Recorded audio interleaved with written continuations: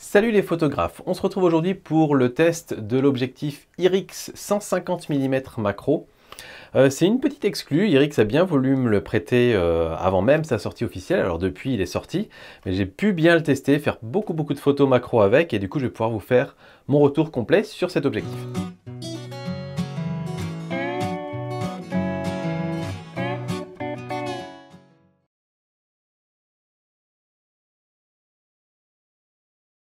Alors mes premières impressions, déjà en termes de construction, on est sur un objectif IRIX, et IRIX ils sont toujours irréprochables de ce côté-là.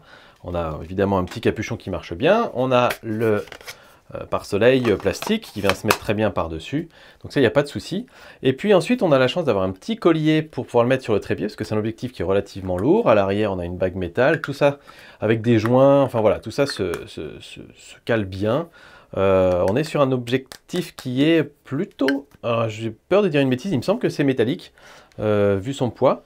C'est un Firefly, c'est pas un Blackstone, donc il se peut que ce soit juste du plastique de très bonne qualité, mais c'est juste pour vous donner un petit peu une idée du rendu qu'on peut avoir et du feeling qu'on peut avoir.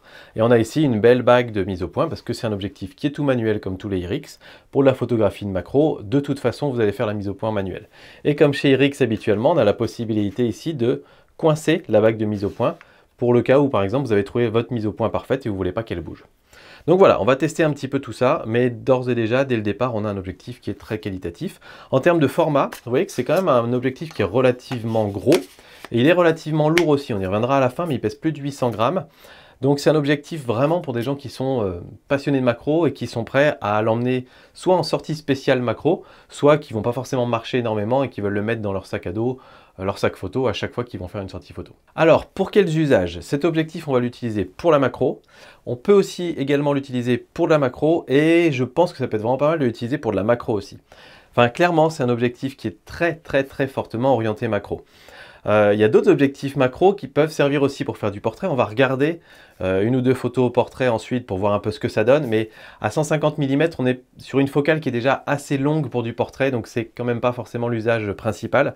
Et puis le fait qu'il soit tout en manuel fait que c'est vraiment un objectif qui est 100% dédié à la macro, donc c'est vraiment pour des gens qui veulent un objectif dédié, voilà, dédié à fond pour ça. Et donc du coup, comme c'est la macro qui va nous intéresser, on va tester trois choses. On va tester le piqué, évidemment. On va tester le bokeh, le flou d'arrière-plan, très important pour les photos de macro, pour bien faire ressortir le sujet.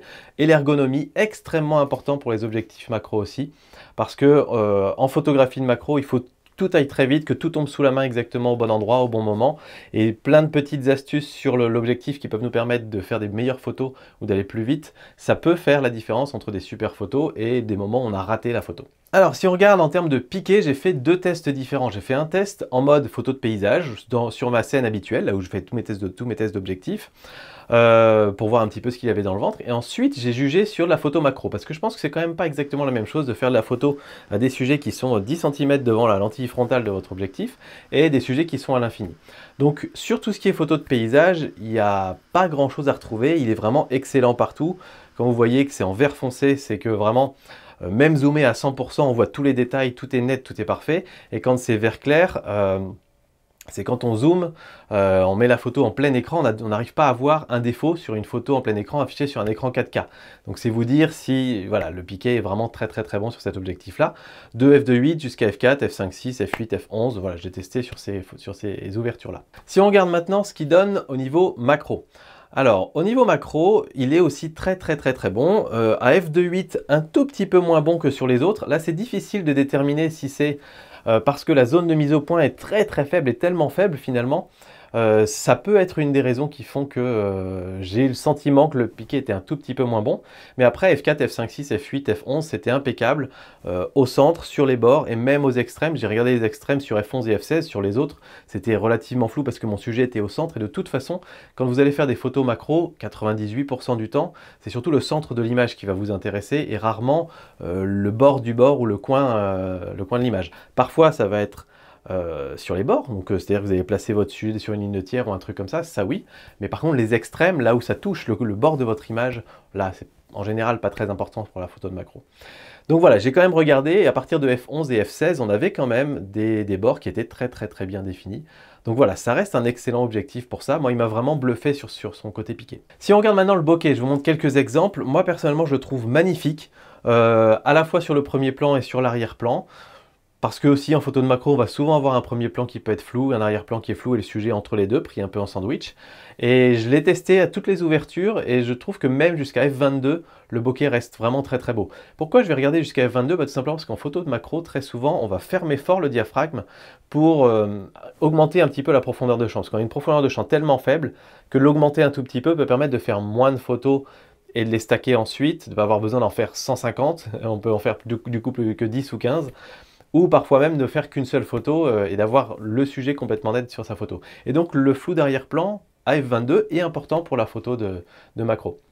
J'ai pas regardé à f32, enfin j'ai regardé à f32, mais à f32 de toute façon le piqué est assez dégradé, donc je vous conseille pas de faire des photos f32 avec cet objectif-là.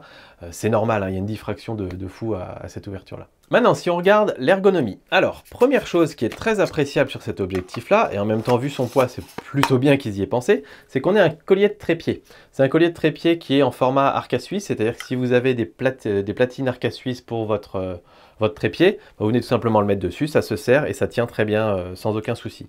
On a aussi une petite molette pour venir tourner ici, pour l'enlever ou pour pouvoir le replacer différemment, le mettre en orientation verticale par exemple si on a envie. On a une bague de mise au point qui est très longue. Alors attendez, je vous montre. Là on est à l'infini, ici on est à 3 mètres, 1 mètre 30, 1 mètre, et entre 1 mètre et 0,4 mètres, donc 40 cm qui est la distance de mise au point minimale. Alors ça ne veut pas dire 40 cm devant votre lentille frontale, ça veut dire 40 cm entre votre plan focal, là où il y a votre capteur, enfin pardon, pas le plan focal, mais là où il y a, là où il y a le capteur, et l'endroit où il y a votre sujet. Donc comme vous avez déjà quasiment 15 cm de boîtier, plus 5 cm, enfin d'objectif plus 5 cm dans le boîtier, ça veut dire que vous mettez votre objet à 20 cm à peu près de la lentille frontale. Et donc voilà, bref, entre 1 mètre et 40 cm, et on peut même descendre en dessous en fait, c'était tellement tourné que je ne l'avais pas vu, on peut aller jusqu'à 35 cm. Donc vous voyez un petit peu la longueur de la course, ça c'est extrêmement important pour un objectif macro, ça permet d'être super précis, et c'est très agréable, c'est vraiment très agréable quand on fait la mise au point sur le sujet, si on a le focus picking en particulier comme sur les Sony, c'est vraiment génial, hop on tourne et c'est très simple d'avoir son sujet net dans la photo. Autre chose que moi j'aime bien personnellement et qu'on trouve que sur les IRIX, c'est cette espèce de petite languette ici, vous voyez, il y a une petite aspérité par-dessus. Et c'est vrai que, alors déjà la bague accroche bien, mais c'est aussi, ça permet d'être très précis quand on vient ici prendre la petite languette et qu'on vient la tourner. Ça fait un point d'accroche supplémentaire, je ne sais pas si vous voyez, voilà. Et ça permet d'être très précis, plus encore que quand on tourne avec nos doigts comme ça. Donc voilà, c'est des petits détails, mais qui sont assez intéressants en termes d'ergonomie. Et puis, dernière chose, le poids et la taille. Alors, on a un objectif, comme je vous disais, qui est lourd, qui est un petit peu encombrant, mais pas trop. C'est-à-dire que quand on regarde le diamètre en particulier de l'objectif, par rapport à d'autres IRIX, les IRIX qui sont au très grand angle, les 15 mm, etc., ils sont super larges. Là, c'est quand même large, mais ça rentre dans une pochette de sac photo sans trop de soucis. Donc pour moi, c'est pas trop un souci de taille, mais presque plus de poids. À vous de voir si 840 grammes, c'est quelque chose que vous pouvez emmener avec vous dans toutes vos sorties photo. Enfin voilà, par rapport à votre pratique, est-ce que ça rentre dans le cadre de votre pratique ou pas? Est-ce que par exemple, vous faites de la macro que quand vous faites des sorties dédiées macro, ou est-ce que vous aimez avoir cet objectif-là tout le temps sur vous? Dans ce cas-là, il est un peu lourd. Alors, si on regarde les points négatifs, c'est ce que je vous disais, 840 grammes, le poids, ça peut être un point négatif pour certains. Sa longueur, 13,5 cm, quand on ne met pas le pare-soleil, évidemment. Voilà, ça peut être un inconvénient pour certaines personnes. Je pense que les objectifs macro sont de toute façon à peu près dans cette taille-là. Le fait que vous ayez un objectif qui est assez long, fait que vous allez devoir avoir besoin d'un déport de flash relativement important. Si vous utilisez votre flash intégré par exemple avec un diffuseur, votre diffuseur va falloir le mettre très loin et donc vous allez perdre une bonne partie de la puissance du flash. Si vous avez besoin de mettre des flashs sur le côté, vous allez devoir les déporter pas mal. Donc il faut voir si votre système de flash s'adapte à ça. Moi, toutes les photos que je vous ai montrées dans cette vidéo, alors on est en hiver, donc j'ai très peu d'opportunités de voir des petites bêtes, donc c'est surtout des photos en statique de plantes. Je les ai toutes faites en lumière naturelle, donc je n'ai pas utilisé de flash pour ce test-là. Et puis dernier inconvénient pour certaines personnes, c'est qu'il soit tout manuel. Comme je vous dis, pour moi, c'est pas du tout un inconvénient pour la photo de macro. Par contre, ça peut être un inconvénient si vous vouliez faire autre chose avec, si vous voulez faire du portrait avec, si vous voulez faire d'autres usages, ça peut être un inconvénient. En termes de portrait d'ailleurs, je vous montre un petit exemple ici. Ça marche très bien, alors il faut faire la mise au point en manuel évidemment, mais pour moi ça pose pas spécialement de problème, surtout quand on a une longue focale comme ça et qu'on est loin de son sujet finalement, c'est plus difficile, la profondeur de champ est suffisamment grande pour que votre sujet ait les yeux nets sur la photo. Même à f2.8, vous allez avoir du mal, enfin on n'est pas dans un cas où vous allez avoir le bout du nez qui est flou et l'œil qui est net par exemple. Vous allez avoir le nez, l'œil et puis quasiment jusqu'à l'oreille qui est net, même à f2.8 parce que vous êtes sur une très longue focale.